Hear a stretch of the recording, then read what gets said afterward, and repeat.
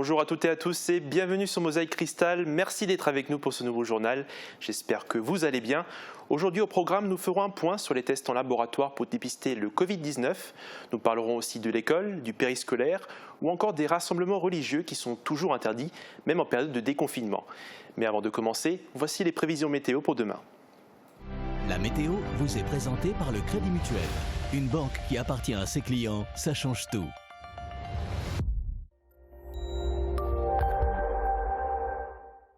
Bonjour tout le monde, demain sera la plus belle journée de la semaine. Le soleil sera largement au rendez-vous dans un beau ciel bleu. Les températures sont bien au-dessus des moyennes pour la saison, avec de 11 à 12 degrés au minimum et de 25 à 28 degrés au plus chaud de la journée. De quoi profiter au maximum de ce jour férié. Demain nous serons le jeudi 21 mai, nous fêterons les Constantins. Le soleil nous accompagnera de 5h40 à 21h16. Passez une agréable journée en notre compagnie et à bientôt.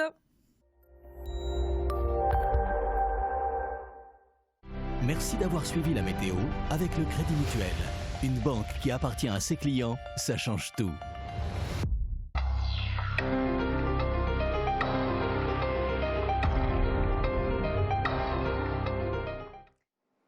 Et on retrouve tout de suite l'actualité du jour dans notre Flash Info. RN61 entre Sarreguemines et Woustviller, des travaux à partir de lundi. La première phase des travaux de réhabilitation dans le sens Sarreguemines-Woustviller va être réalisée du 25 au 29 mai. Des perturbations sont à prévoir sur cet axe très fréquenté. Des déviations seront mises en place. De nouveaux foyers épidémiques identifiés en Moselle. L'escadron de gendarmerie mobile de Sarreguemines est concerné. 8 militaires ont été testés positifs alors qu'ils devaient partir en mission en Guyane. 82 laboratoires mosellans peuvent vous tester. Ce sont des tests rhinopharyngés ou sanguins pour déceler le Covid-19. Dans la région, plus de 28 000 tests ont été réalisés entre le 11 et le 17 mai avec 3,8% de cas positifs. La construction du Lidl de Rohrbach-les-Beach a démarré. Un nouveau supermarché de 2100 m² va voir le jour. L'enseigne sera la première à s'installer sur la future zone commerciale de la ville.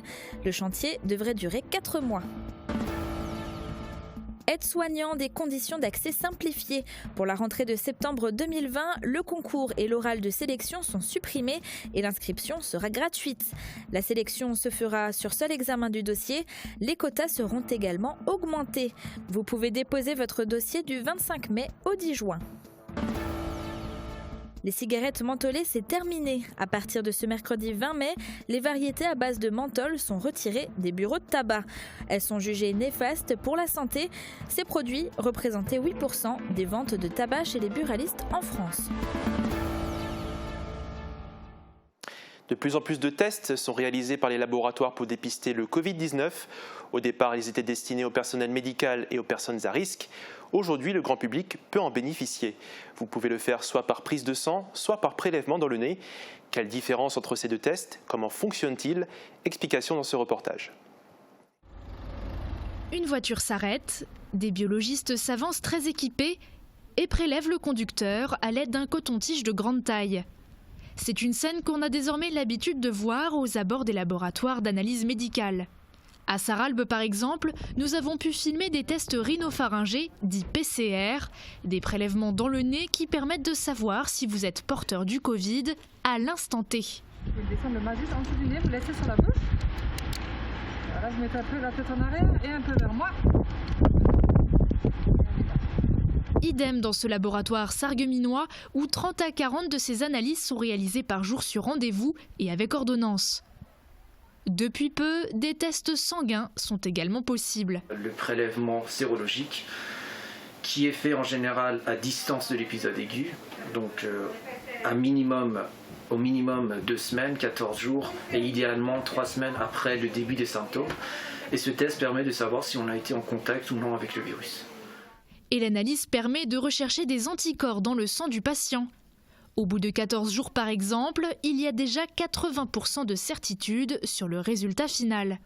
On a des tests clairement qui sont fiables, c'est rassurant parce qu'il y a beaucoup de tests sur le marché, en l'occurrence pas mal de tests chinois. Nous on est content de travailler avec un fournisseur qui est en Alsace, Biocinex, avec un test qui a fait ses preuves et qu'on a testé bien sûr avant comme tous les autres paramètres qu'on a testés avant d'utiliser en routine bien sûr.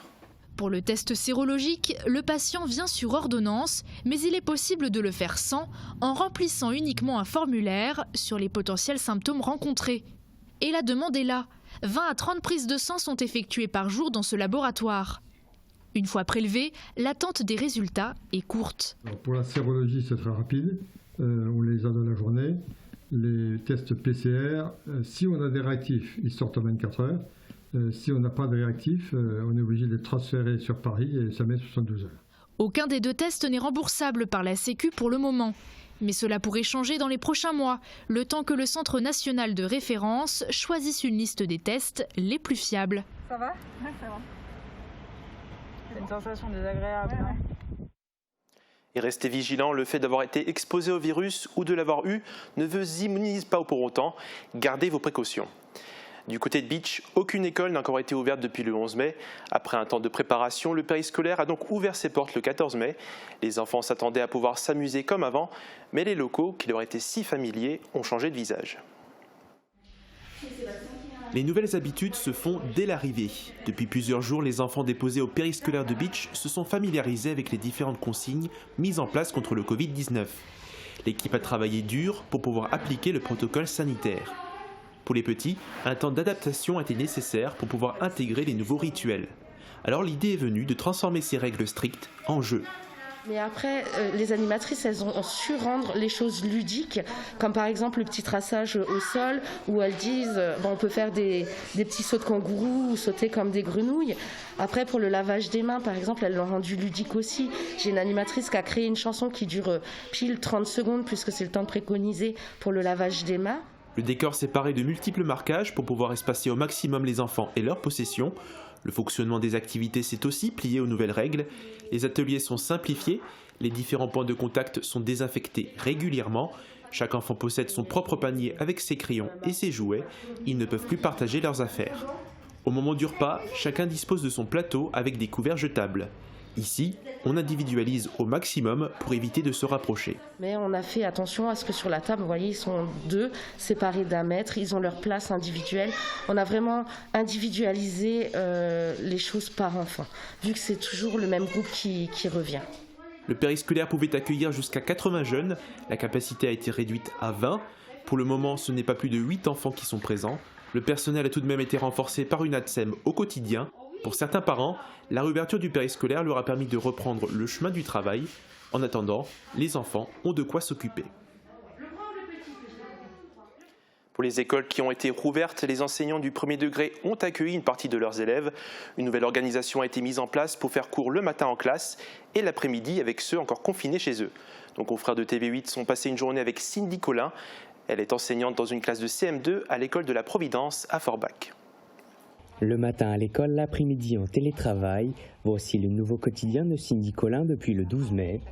Des journées de travail rythmées par les besoins de ses élèves en classe ou à la maison et par les nouvelles règles sanitaires. Habituellement, l'enseignante dispense ses cours à 25 élèves. Aujourd'hui, ils ne sont que 7 à faire leur retour en classe. Des conditions optimales pour accompagner chaque enfant dans son apprentissage. En termes de conditions de travail, on est largement bien.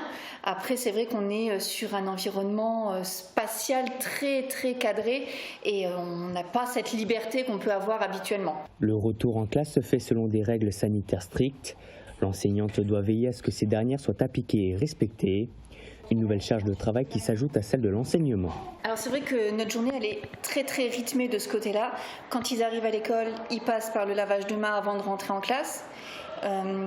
Dès que quelqu'un éternue, tousse, on se lave les mains aussi.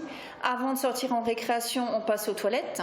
Même si les cours en classe ne sont dispensés que le matin, les 7 élèves restent à l'école l'après-midi en études dirigées pour approfondir les notions travaillées quelques heures plus tôt. Et leur journée se termine avec un temps en périscolaire. C'est à 50 km de l'école élémentaire de la Providence que la journée de Cindy Collin se poursuit. Installée à son bureau, elle doit maintenant traiter les mails, organiser ses cours et vérifier les acquis des élèves absents par appel vidéo. Est-ce que vous avez réussi à imprimer la feuille que je vous ai envoyée ce matin? Ouais. La recopier, oui, ça suffit, hein, c'est pas... c'est pas nécessaire. J'envoie conjointement et sur le blog de la classe et sur leur adresse mail tous les dimanches en général le plan de travail de la semaine, où dedans donc il y a une fiche qui recense tout le travail et derrière il y a les fiches de travail, les corrections, des aides, les leçons à copier et il me renvoie cette grille de suivi. Crise oblige, Cindy Collin a dû, comme de milliers d'autres enseignants, s'adapter pour garder le contact et suivre l'apprentissage des élèves, même ceux en difficulté. Pour certains pratiquants, le confinement a été une réelle épreuve. Aujourd'hui encore, malgré le déconfinement, les rassemblements pour les offices religieux sont toujours interdits. Les différents cultes sont en train de réfléchir sur des solutions pour faire revenir les croyants lorsque l'interdiction sera levée. Bien souvent, les questions sont les mêmes. Voici un reportage en 3 exemples signé Thomas Drouin. Covid-19 oblige, la dernière messe de l'archiprêtre de Sarreguemines date d'il y a 2 mois. Avec les annonces de la possibilité d'une reprise de la vie cultuelle en France, il doit désormais se pencher sur comment organiser sa première cérémonie d'après-confinement. Ma réflexion, que j'ai pas encore, qui n'est pas complètement aboutie, c'est je pense qu'il faut être raisonnable et recommencer doucement en s'appuyant plutôt sur les deux grandes églises, les 2 plus grandes églises de Sarreguemines, à savoir Saint-Nicolas où on se trouve et puis le Sacré-Cœur. Ces 2 églises permettent en effet de gérer les entrées-sorties par 2 portes différentes, mais surtout l'accueil d'un maximum de fidèles en respectant les distances minimum réglementaires. Dans l'église elle-même, on repérera les endroits où les gens peuvent s'asseoir et ça passera certainement par condamner un banc sur 2 et puis dans les bancs à ménager une distance entre les personnes. Du côté de l'église évangélique Bonne Nouvelle, le pasteur a lui aussi dû réfléchir à ces notions de distance entre fidèles. Pour pouvoir respecter ces règles, il compte aussi sur la poursuite d'une pratique issue du confinement lui-même. Pendant ce confinement, on a mis en place les cultes transmis sur l'Internet. Et donc on va encourager les personnes fragiles, personnes âgées aussi, de rester chez eux pour le premier temps et suivre le culte en ligne. En cette période de déconfinement, il y a ici une envie d'être exemplaire, les églises évangéliques ayant souvent injustement été mises à l'index en début d'épidémie. Une réflexion sur les équipements nécessaires à la bonne tenue de la cérémonie que l'on retrouve aussi à la synagogue. On s'arrangera pour qu'on n'ait pas besoin de toucher les poignées des portes. Et évidemment que les gens ne sortent pas tous en même temps, toujours pareil, en respectant les mesures barrières. Et ils auront à disposition ici à la synagogue, évidemment, des masques, s'ils ne viennent pas déjà avec leur propre masque. Et il y aura du gel hydroalcoolique. Il faudra de même parfois adapter la cérémonie pour prendre le moins de risques de contamination et propagation du virus, notamment du côté des cérémonies juives et catholiques. Durant les offices, et notamment le Shabbat, le samedi, le point culminant c'est la lecture de la Torah. C'est donc un rouleau de parchemin que l'on sort. Et généralement, donc déjà dans un premier temps, les fidèles ont l'habitude de l'embrasser lorsqu'ils se trouvent sur le passage du rouleau. Évidemment, ça sera proscrit. On n'aura plus le droit d'embrasser le rouleau. Puis après, au niveau de la lecture du rouleau, là on a déjà beaucoup réfléchi comment faire pour que les personnes n'aient pas de contact physique avec le rouleau. Là, techniquement, ça va un petit peu déboussoler nos fidèles. Le moment le plus délicat dans tout ça, ça va être la communion. Alors j'entends des propositions et des formules assez différentes, des propositions qui me semblent assez irréaliste à mettre en œuvre, c'est-à-dire qu'on distribuerait la communion en utilisant une pince à sucre pour prendre les hosties. Ça me laisse... Voilà, moi, j'ai du mal à voir comment on peut mettre ça en œuvre. Mais l'une des questions principales reste encore sans réponse. Quelle sera la date choisie pour cette possible reprise ? Le gouvernement a initialement annoncé que ce serait le 2 juin, mais cela pourrait être plus tôt afin de célébrer certaines fêtes religieuses, la fête catholique et protestante de la Pentecôte le 31 mai, la fête juive de Shavuot les 28 et 29 mai, ou encore la fête de l'Aïd que les musulmans fêteront le 24 mai. La décision doit être prise cette semaine. La semaine dernière, le golfe de Sarreguemines rouvrait ses portes après 2 mois de confinement. Le site est à nouveau accessible pour le plus grand plaisir des golfeurs. C'est un sujet de Morane Grancola. Boogie, birdie ou all-in-one. Les golfeurs peuvent à nouveau frapper la balle au golf Sarreguemines Confluence. Le site a rouvert ses portes mercredi dernier après la mise en place des mesures sanitaires. Alors la réouverture s'est bien passée. Nous avions des golfeurs et des clients qui étaient très impatients de reprendre puisqu'ils ont été privés de leur activité favorite pendant plus de 2 mois. Donc on a réouvert mercredi 13 mai. On avait tout de suite pas mal de clients qui se sont inscrits. Donc on a pu au cours de la semaine qui précédait et lundi, mardi encore préparer cette reprise en préparant tout un protocole à respecter. On a été en cela bien aidé par la Fédération française de golf qui avait discuté avec le ministère des Sports pour valider ce protocole. Donc en principe la plupart des golfs auront les mêmes principes à respecter. On a donc adapté ce protocole selon les différents espaces. Ici par exemple à l'accueil, donc on a pris des mesures pour protéger d'une part nos agents et puis pour protéger les golfeurs qui viennent s'annoncer. Ce protocole résume toute une série de mesures. Distanciation, protection, mobilier de parcours retiré, règles réadaptées, groupes limités ou encore départ plus espacés. Le site a su s'adapter pour permettre aux joueurs de venir pratiquer en toute sécurité. Les usagers respectent à la lettre ces consignes et tous sont heureux de retrouver le parcours. Ça fait beaucoup de bien, d'autant plus que pour y avoir joué hier, il est quasiment parfait. Il est quasiment parfait. Les gens qui ont travaillé pendant tout le temps où on était confinés ont fait un superbe travail. Donc il n'y a plus qu'à les remercier. Puis maintenant, il faut profiter tant qu'il y a du soleil. Si le golf Sarreguemines Confluence a pu rouvrir, c'est aussi grâce aux équipes d'entretien. Le golf, pendant 2 mois, n'a pas été utilisé par les golfeurs. Par contre, on a continué à l'entretenir. Donc nous avons une société, la société des Greens, qui s'occupe traditionnellement de l'entretien, qui se sont organisés et qui ont continué à assurer l'entretien général, les tontes et l'entretien général du site. Tout est prêt, profitez du soleil, parcourez le green et réalisez votre plus beau par. Aujourd'hui, les contrôles douaniers ne sont plus fixes, mais mobiles. Ils sont effectués aux alentours de la frontière. Malgré le risque d'amende, la tentation de faire ses courses en Allemagne est plus importante. Julia Bitran et Guillaume Dumonteil sont allés à votre rencontre pour recueillir votre avis sur la situation. Comment vivez-vous la fermeture de la frontière ? Je trouve ça difficile. C'est difficile, hein. On ne peut même pas aller juste à côté. Tout ça, on avait quand même l'habitude ici, étant frontalier déjà. Mais bon, espérons que les choses vont s'arranger et que ça va ouvrir au plus vite. J'ai pas apprécié, je trouve que c'était un petit peu un coup dans le dos, étant donné qu'ils ont les mêmes problèmes de santé Covid que nous. Je vois pas pourquoi nous, on aurait été plus contagieux qu'eux ne le sont. Surtout que leur confinement en Allemagne, là-bas, était fait du tout de la même manière qu'en France. Hein. Finalement, c'est un mal pour un bien, il faut tenir, quoi. Si la renaissance est au bout, ça vaut la peine. Je ne suis pas trop impactée parce que j'allais rarement à la frontière, mais je trouve mes produits en France, donc ça va, il n'y a pas de souci. Pour vous, c'était pas grave par rapport à l'Europe, l'amitié franco-allemande, etc. Si, ça apporte un coup, c'est sûr. Hein. C'est sûr, ça apporte un coup, mais il va falloir essayer de se réconcilier au plus vite. C'est le bon sens des gens, quoi, qui va être appelé. Vu que chez nous, il y avait plus de cas, je pense que déjà, ils ne voulaient pas être contaminés, tout ça. Mais bon, après, le virus, il est partout. Hein. Est-ce que vous avez essayé de passer de l'autre côté de la frontière ? Non. Oui, une fois, on m'a demandé poliment d'aller me faire voir ailleurs. Hein. Mais ça, c'est les Allemands, ils sont comme ça. Certaines personnes ont quand même risqué pour aller faire quelques courses en Allemagne. Et notamment une dame qui s'est fait reconnaître par une vendeuse dans un magasin, qui a été dénoncée à la direction, qui s'est pris une sacrée amende. Et je trouve ça vraiment moche.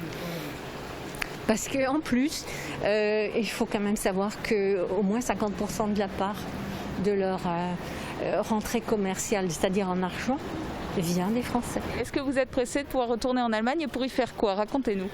Eh bien, simplement pour des achats, pour aller manger un peu de l'autre côté, leur spécialité, d'autres restaurants qui ne sont pas de chez nous, voilà, c'est tout. Déjà pour aller au terme. Ça nous manque. Moi, ça me fait réfléchir sur la suite. Est-ce que je vais continuer à faire quelques courses en Allemagne ou pas, réellement ? Nous, on faisait pas mal de déplacements en Allemagne pour du shopping et des choses comme Saarbrück, Grande Rossel, Völklinge, des choses comme ça. Bon, là, on va attendre, hein, parce que ça va quand même nouveau se terminer un jour, j'espère. Depuis le début du confinement, la Terre respire et le Grand Est aussi. L'association de surveillance de la qualité de l'air a constaté une énorme chute des oxydes d'azote.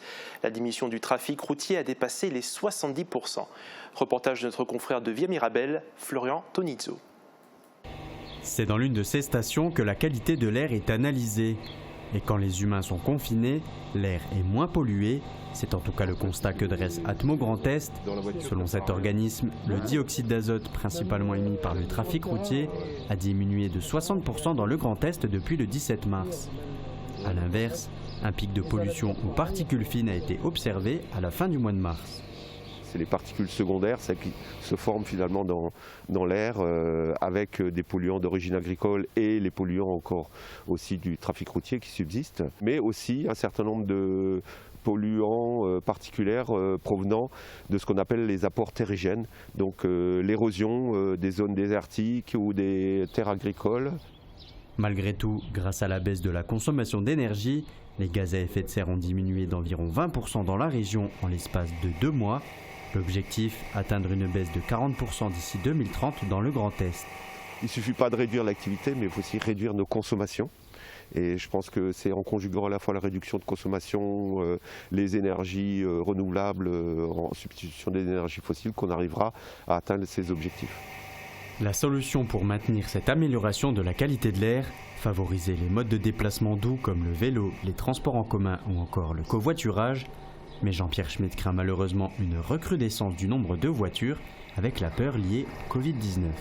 Éviter l'autosolisme, parce qu'aujourd'hui la tendance ça va être ça, hein, c'est chacun dans sa voiture et on repart de plus belle, voire même plus de voitures qu'avant, puisqu'on partageait, on faisait du covoiturage et que le covoiturage inquiète les gens.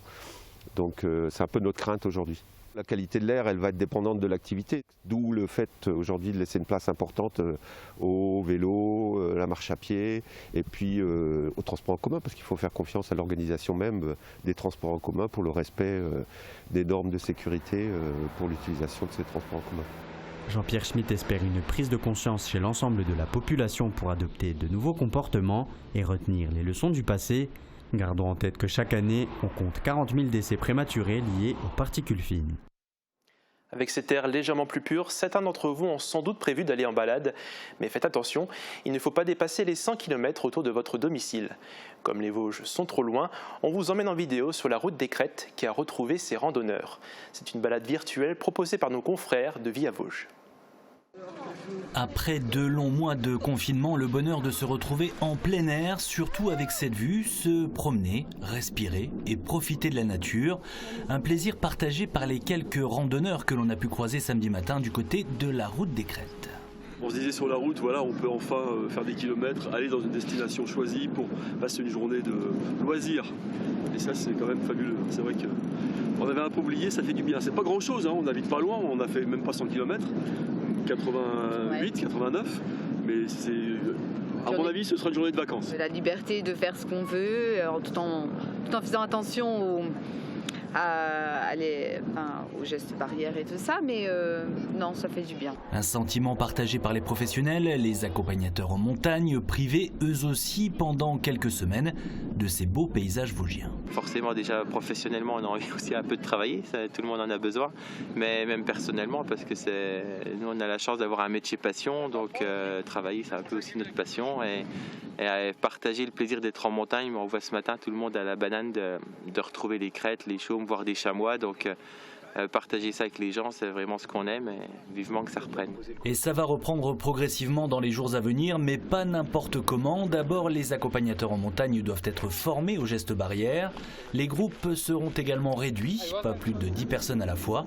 Et puis le réseau des parcs naturels régionaux appelle à la responsabilité de tous et souhaite un accès raisonnable au patrimoine naturel. On rappelle que les animaux sauvages sur le massif viennent de vivre 2 mois assez paradisiaques, sans personne pour les déranger. Et les espèces les plus fragiles ont besoin de calme pour se reproduire ou même simplement survivre. Forcément, ces 2 derniers mois, ça a été un coup de pouce pour la faune. Il y aura un retour positif, notamment en termes de succès de reproduction. Par contre, il ne faut pas non plus penser que la survie des espèces est assurée grâce à ça. C'est vraiment une réflexion qu'il faut avoir sur le long terme, avec des bons réflexes vraiment sur le long terme, en respectant ces zones de quiétude. C'est le travail des accompagnateurs en montagne, notamment, qui peuvent proposer des randonnées dans des secteurs qui ne sont pas forcément les secteurs les plus touristiques, mais qui regorgent aussi de beaucoup de points d'intérêt et d'une richesse également très intéressante à découvrir. En effet, la nature vosgienne a de nombreuses richesses à dévoiler. Il ne tient qu'à vous de les découvrir, mais aussi de les préserver. Nous arrivons à la fin de notre journal, mais restez avec nous. Après une courte page de pub, nous continuerons de voyager avec un petit tour du monde. A tout de suite.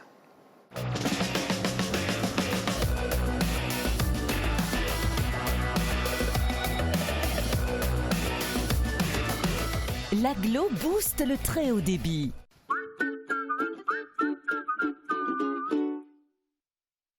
Le groupe AVS Santé unit ses forces pour vous aider à faire face à la crise sanitaire. En ce moment, profitez de nos solutions de désinfection automatique des mains sans contact. Un distributeur durable et robuste pouvant contenir jusqu'à 1 litre de produit et garantie 2 ans. Profitez-en dès maintenant au prix avantageux de 350 € hors taxe. Livraison comprise. Et si vous le souhaitez, nous gravons votre logo au laser. En plus, pour l'achat d'un appareil, le groupe AVS Santé reversera 20 € à l'hôpital Robert Pax de Sarreguemines. AVS Santé, notre métier, vous accompagner. Ne cherchez plus quel garage est ouvert en ce moment. Allez chez Speedy à Sarreguemines. L'équipe vous accueille pour l'entretien courant, le montage de vos pneus été et toutes vos réparations. Speedy, ce sont aussi vos cartes grises françaises ou étrangères et la conversion de votre véhicule en bioéthanol. Speedy à Sarreguemines vous accueille 6 jours sur 7, avec ou sans rendez-vous. Particuliers et professionnels, SM Distribution vous propose ses gammes de gel hydroalcoolique, ses masques lavables et jetables, ses gants et ses divers produits désinfectants. SM Distribution répond à tous vos besoins anti-Covid-19. L'acteur principal, hein. Waouh, le charme! Vous n'avez rien remarqué? Ouais. Oui, c'est vrai, moi aussi. Pourtant, Nadine est équipée de 2 appareils auditifs. C'était lui le mieux dans le film. À la passion de l'audition, nos appareils allient discrétion et efficacité.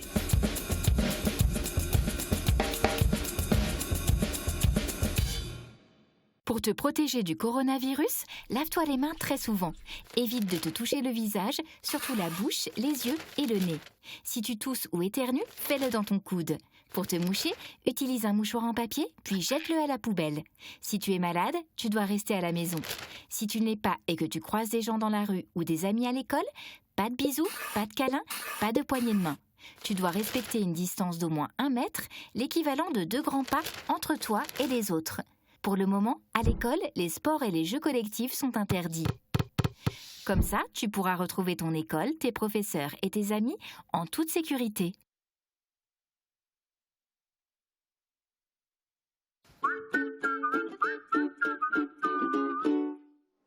Et pour finir ce programme, nous partons en voyage grâce à Sébastien Herman et ses photos prises aux 4 coins du globe, de l'Écosse à Lisbonne en passant par les Dolomites. Je vous laisse profiter du paysage. Moi, je vous dis à demain pour une nouvelle émission. Passez une très bonne soirée, prenez soin de vous. Au Pays de Beach, une offre fibre jusque chez vous, un service innovant en zone rurale.